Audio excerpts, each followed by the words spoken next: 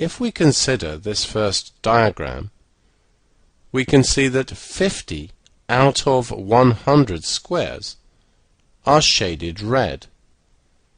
50 out of 100 is 50%.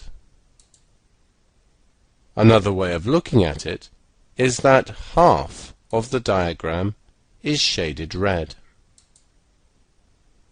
Looking at the second diagram, 10 out of 100 are shaded red. This is 10%. 1/10 of the diagram is shaded red. For this diagram here, 75 out of 100 are red. Another way of looking at it is that 3/4 of the diagram is red. So clearly 50% and 1/2 represent the same number. The same is true for 10% and 1/10, and 75% and 3/4. So let's consider converting percentage to fraction. 50% means 50 out of 100, which could be written as 50 over 100.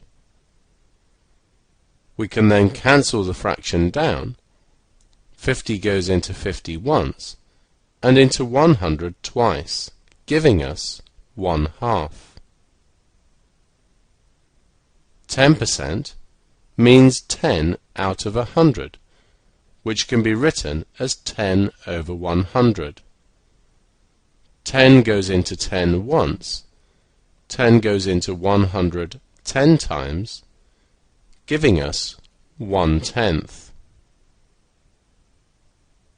75% is 75 over 100.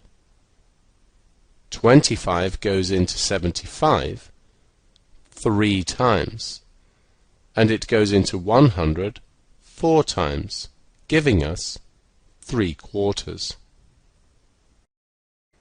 Now let's just discuss conversion of fraction to percentage. If we can take the fraction and write it as a fraction over 100, then it's a percentage. Consider that 50% was 50 out of 100, written as 50 over 100. If this is difficult to do, we might adopt a different approach, such as first converting to a decimal, and then converting the decimal to a percentage.